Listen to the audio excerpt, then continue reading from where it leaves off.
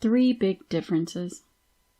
Whether you're creating a television program, building a house, or beginning a new relationship, the basic process is the same, Sophia said.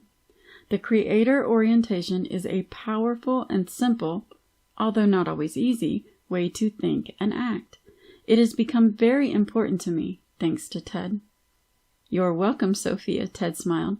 There is definitely a different air about you since you've adopted the creator orientation.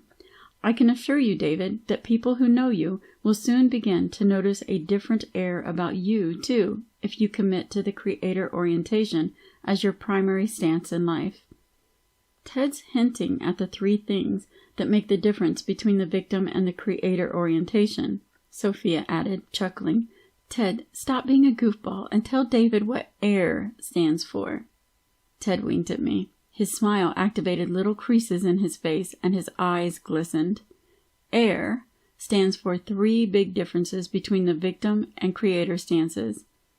The first is where you place your attention. As the victim, your focus is on what you don't want.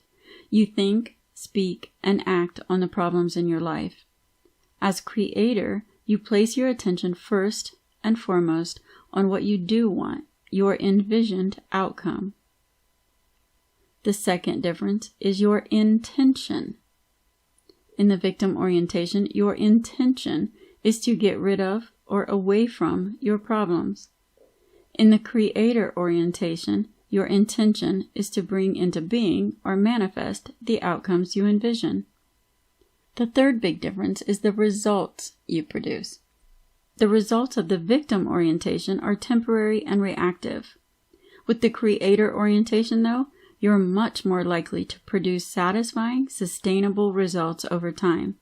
With each baby step you take from the creator stance, you come closer to, or get clearer about, your heart's desires. Sophia chimed in.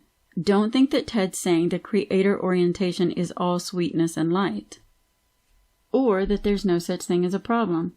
I can tell you from experience that living from the creator orientation is actually more challenging.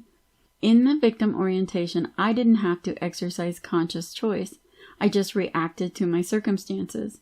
The creator orientation requires considering and choosing my response to everything that happens, taking many, many baby steps that eventually lead to manifesting my envisioned outcome.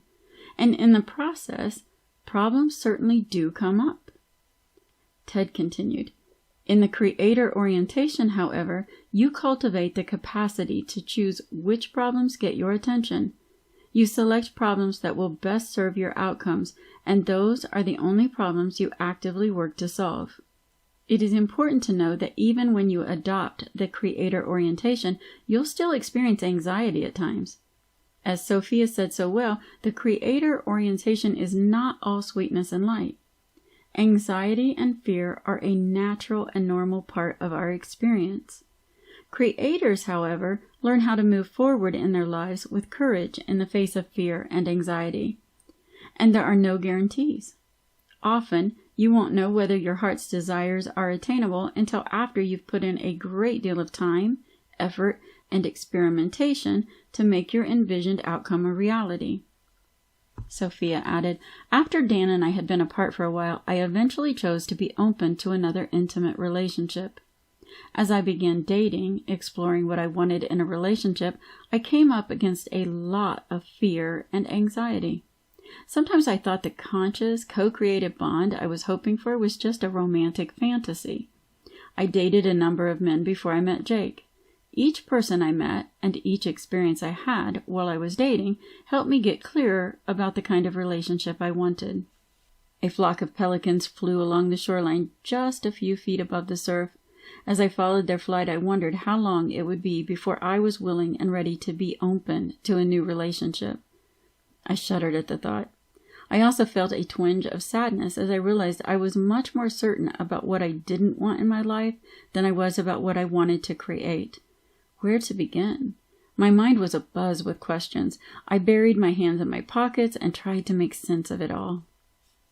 I think I understand the idea of baby steps, taking the creative process one step at a time, I said. But how do you figure out which steps to take? How do you know where to start? Where do I place my focus? Sophia gave my arm a gentle squeeze. I remember so well what a jumble of questions came up when I saw how different it might be to take the creator approach to my life. About that time I came across a wonderful passage from a letter that the great poet Rilke wrote to a younger poet he had taken under his wing. Sophia reached into her beach bag and pulled out a journal, which appeared to be well worn. She opened the journal and looked for a particular page. This is what Rilke said. Be patient toward all that is unsolved in your heart, and try to love the questions themselves like locked rooms and like books that are written in a very foreign tongue. Do not now seek the answers which cannot be given you because you would not be able to live them.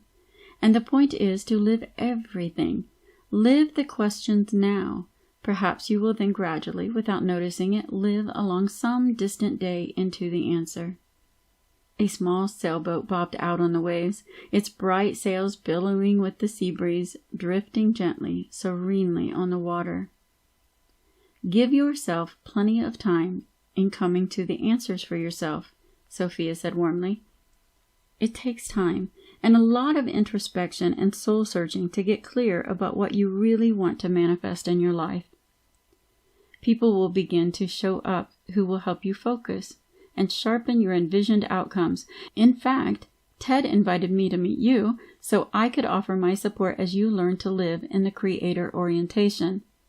Others helped me to learn, and I'd be glad to help you if you want my support.